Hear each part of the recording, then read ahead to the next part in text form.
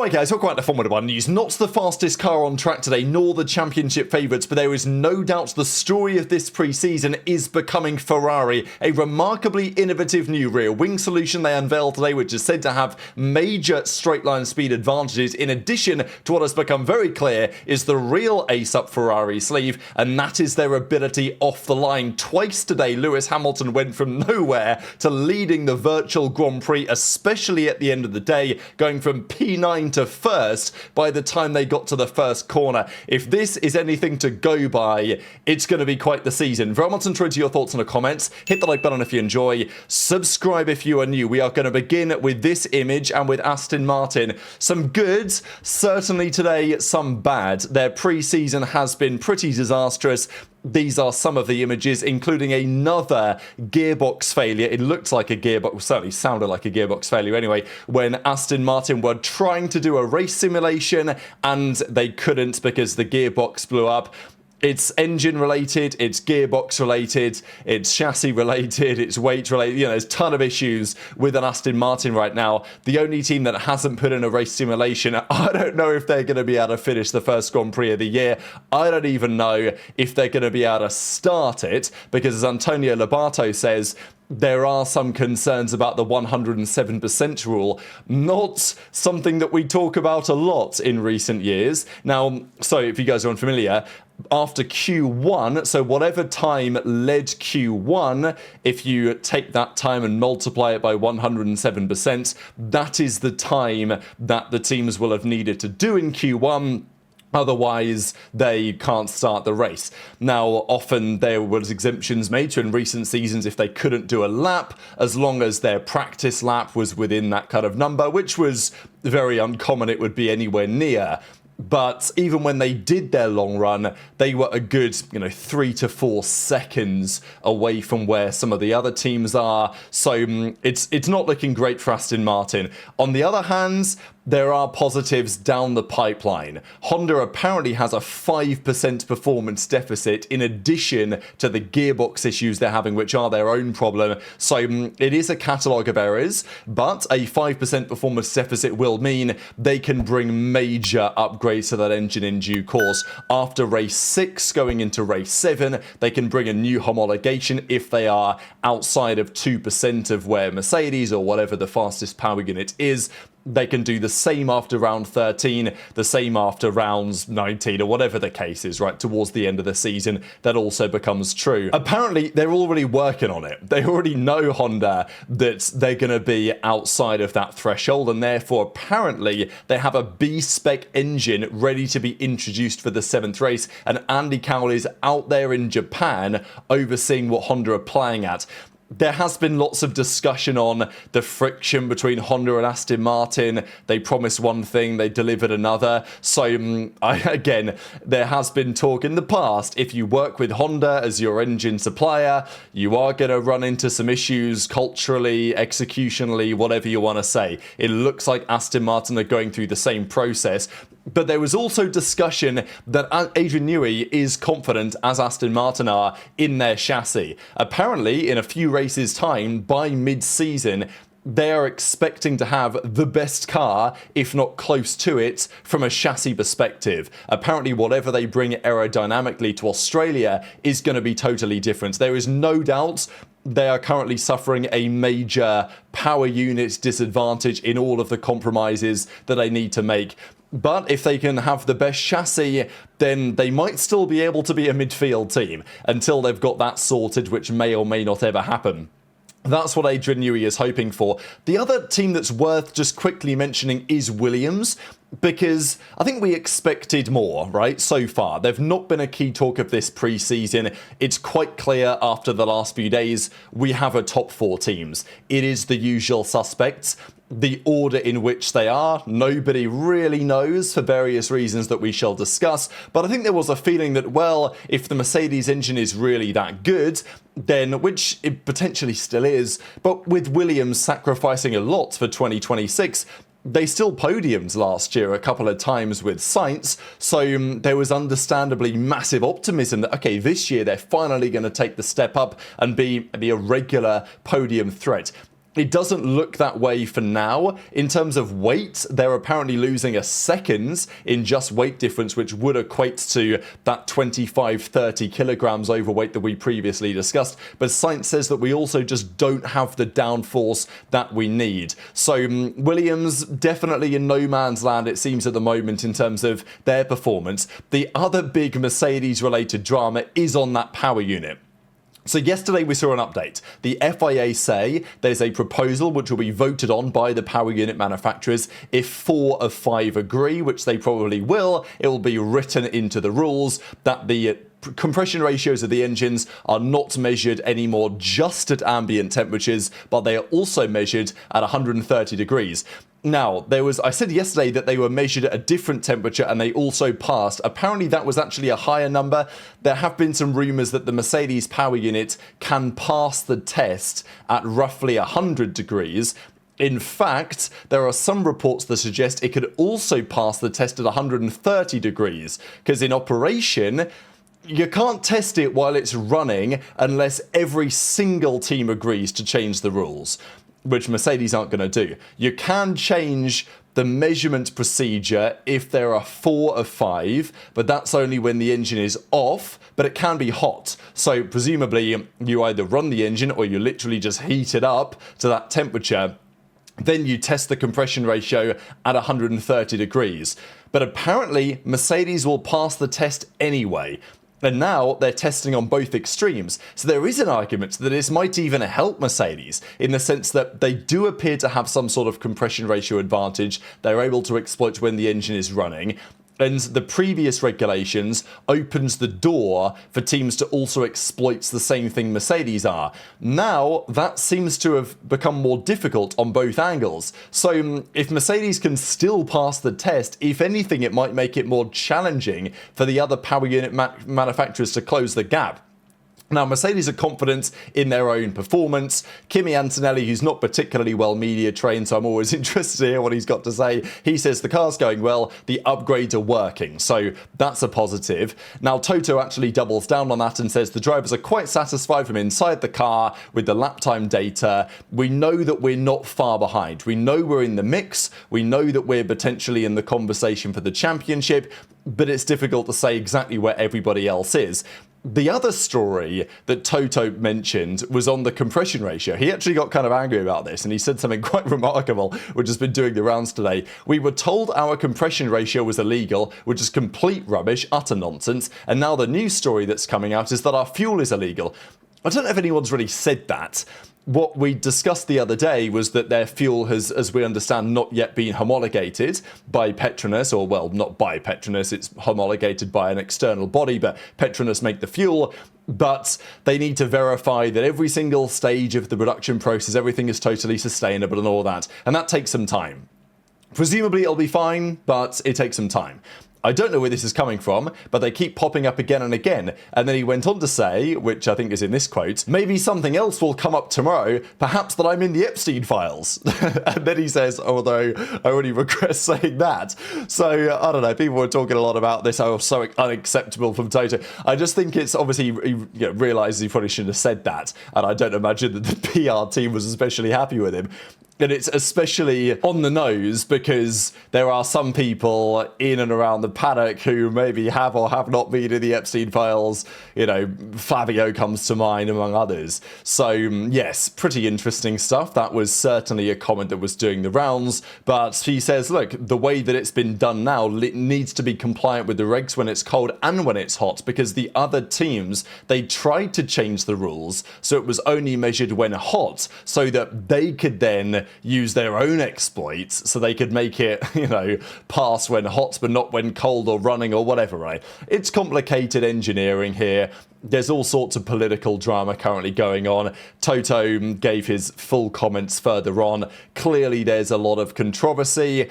It looks like, I'm not saying Mercedes are getting away with it precisely, but it does appear that there's no clear winner from this scenario. But let's talk about Ferrari, because they are becoming the key story of this test. Leclerc and Hamilton have both had quite the smile on their face the last few days. Pierre Gasly even said today that he was at the gym with Leclerc this morning and he couldn't wipe the grin off his face. So he looks pretty excited. Leclerc was asked to comment on their race starts. So this has been a key talking point of the last few days, and now we have finally properly seen this in action this afternoon.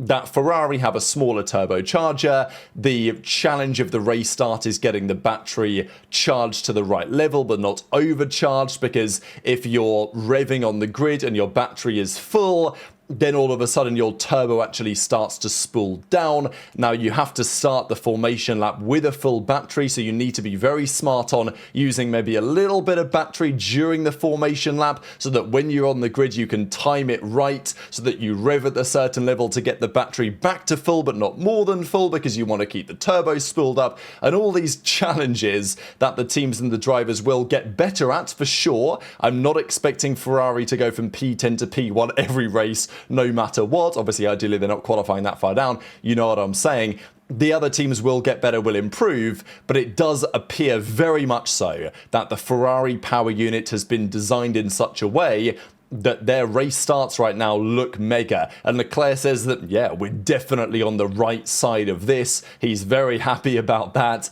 and I imagine Lewis Hamilton is as well. As I say, the other teams will get better, I'm sure, but Ferrari are much better positions than the other teams. And you see it not just at Ferrari, but with Haas as well, with their race starts being considerably better than many a rival. Now, it wasn't a clean day for Ferrari. They came out on track, they debuted a rear wing, and then they went into the pits for the rest of the morning and barely did any laps at all, apart from one practice start they did at the ends. So it appears that they had some sort of minor issue on the chassis side, like, I don't know, they pushed some equipment to breaking point or whatever it was. They did not bring this rear wing back after the morning. But this undoubtedly has been the talking point of arguably the pre-season so far. We saw the other day that Alpine are running a different active aero concept on the rear wing. I know people are still going to call this DRS, and effectively it is a drag reduction system. But most teams have been doing the very traditional, the flap comes up, and you know how DRS normally looks. Alpine were doing an alternative where the flap would actually lean back and would lay down. Ferrari have gone one step further with this new design. And I think the money shot really is this one here. So as Hamilton comes out of turn 3 down the road into turn 4, the rear wing does something pretty incredible. So now, first of all, it's not actuated from the center. Usually you would see a central activation point here, but you don't. It's actuated from the side, but instead of normally the flap would do this, right? It would go to roughly this point and it would stay there. DRS is open. But instead, this flap goes not just a 90-degree twist, not just a 180-degree twist, but a 270-degree twist into this position, which is remarkable. And look, this is what makes F1 so fantastic as a sport to watch and to follow, and the innovation that we see these teams come up with. They're taking advantage, I presume, of some sort of loophole here, although there was some discussion that other teams considered this. But, you know, it has pros and its cons. There's no free lunch. There are always trade-offs. So I guess let's talk about why this makes sense. The first thing that people are really talking about here is, okay, you're inverting the rear wing, so this element is becoming an aeroplane wing, right? This is generating lift rather than downforce. Now, it doesn't mean that you're shedding all the drag in that way, right? Like, by creating lift, you're also creating drag. This plane at the bottom is also creating drag. But I think the main advantage is that it appears that with this configuration, you have a much wider slot gap, right? I think that's the key takeaway. When you can, because as beautiful as it and intricate as it looks, I'm not sure aerodynamically there's much less drag from the actual device itself. It's not like having the lift all of a sudden means there's no drag at all, right? But it does, I think, change another component that we'll discuss. But if you look at the slot gap in this position, when roughly you could have DRS normally, and then you compare it to this position, there's a much bigger slot gap there. So it does appear that it should reduce the drag in that way. The other really exciting idea here is that by generating lift, it of course should completely stall the rear wing. Presumably, these elements will kind of cancel each other out, and the downward pressure on the rear of the car is basically zero. Obviously, we don't know what it actually is, but presumably it's far lower than it would typically be because you're generating some lifts to counteract the downforce, which means the rolling resistance of the rear of the car, which is usually being pressed hard into the ground and it's harder to move along, that is reduced. That may not be a huge impact. Most of the impact at top speed is likely aero resistance rather than that rolling resistance, but I'm sure that it's still relevant to the calculations. Now, this also has its compromises, right? First of all, I'm not sure. I thought there was a rule that if it fails, it has to fall back naturally into the standard position, because if this was to fail, you're going to have no downforce at the rear, like at all. I wonder if you go for an overtake in this position, like your rear is going to be loose with this open, and that's okay on a straight. You guys remember when Maldonado went for that overtake on Verstappen in Austria and he got all crossed up because like he had DRS open or whatever and he had a very loose rear end of the car? I think if you're a Ferrari driver, you've got this on. You've got to be careful that when you take a decisive move trying to make an overtake or something happen, that you don't lose the rear ends, because you will have like nothing at the rear theoretically, but also that's good in terms of straight line performance. The other thing is that it takes a bit of time to actuate, right? This isn't, I mean, you can see it frame by frame. It's not like this happens immediately. It doesn't just snap into position. So while it's doing this, it's, generating more drag than otherwise would be nice, I presume. So there are clearly some trade-offs to this idea. But according to telemetry and according to some discussion with other teams, this could be worth 8 to 10 kph in a straight line. The other engineers supposedly surprised by the solution. Apparently, as long as it switches between like the positions within 4/10, then it's a legal device. There can be no concave elements can be seen from under the car.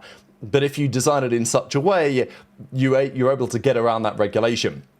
Now, there has been some discussion that other teams also considered this, and that there was other discussion. Now, again, Ruth Buscombe talked about this and said maybe the other teams are just saying this, right? To say that we also came up with the idea, but we rejected it. Kind of like what the other teams did when Mercedes unveiled the Zero Pod back in 2022, and the other teams were saying, oh, well, no, we considered that, but we thought it wasn't as good or whatever. Maybe they were right. Maybe they were just having us on. But the other teams believe that you do gain in certain areas, but you also lose a bit when it comes to acceleration through that process. So again, there's a trade-off here, but it does appear that Ferrari are making good use of said trade-off, and a remarkable engineering solution which has turned all the heads in the paddock today. Now, it was, as we understand, a temporary test item. They did not run it again in the afternoon. It probably has a couple of things and tweaks they need to figure out. It may be something that they put on and unveil properly later in the season. I don't know if we should expect it for Melbourne exactly, but they tried it for a few laps. It seems to work, but probably there are some things they've still got to figure out there to make that their primary solution. But they've shown us all today, Ferrari, that they have been innovating, right? Like, it's kind of remarkable to think about that this team is becoming, for multiple reasons, the story of the preseason. McLaren say, Zach Brown, the red guys and the silver guys look very strong. We haven't seen the best from Red Bull yet, but we are definitely in the top 4. They're not sure where they are in the big 4. And actually, Lawrence Barretto said that most people are suggesting that McLaren are 4th of 4. But it does appear to be very competitive within that quartet. I think Haas say that we might be 5th, like at least they would like to think that they are, but they're a long way behind the top 4. That's the current feeling on the grid. And look, Max Verstappen went fastest. He did a 1:33.4, then he did a 1:33.1. I thought this lap time was pretty impressive just given the time of day. Again, there are still a lot of variables, but we are now getting down to the point where the lap times mean a little bit more, I think, in terms of outright speed. Piastri, speaking of McLaren, then went significantly quicker, a 1:32.8. That lap time was only beaten by a Mercedes of Kimi Antonelli later in the day in the evening, cooler conditions, more qualifying type conditions. better track conditions, fundamentally, more grip you would presume. So that lap time did hold up very well. As I say, Antonelli did go a smidge faster than that later in the day when the sun had gone down. So impressive lap times, I think, across the board. But the key talking point again to an extent was some of the long runs. Hamilton did a long run on the C2. He got stuck behind Ocon a little bit. That seemed to heat up the tyres and maybe caused some overheating in other areas, which slowed his lap times down from there. But apart from that, it was looking pretty good. Again, the Mercedes still feels like the class of the field based on what we have seen over the last couple of days. But the Ferrari has other things going for it too. So just before lunch, they had George Russell lined up on P1. Hamilton was behind him in like I guess it would be P5 or whatever on the grid. And it was Ocon or Behrman, whoever, was behind that. Now, Russell gets an atrocious start. He crawls off the line, and then you can actually see the tyre, like the rubber that he's laid down, because he had a massive set of wheel spin, Russell. And Hamilton, within a couple of seconds of the start, is already past Russell alongside leading into turn 1, and it's the Haas who follows him, of course, also Ferrari powered.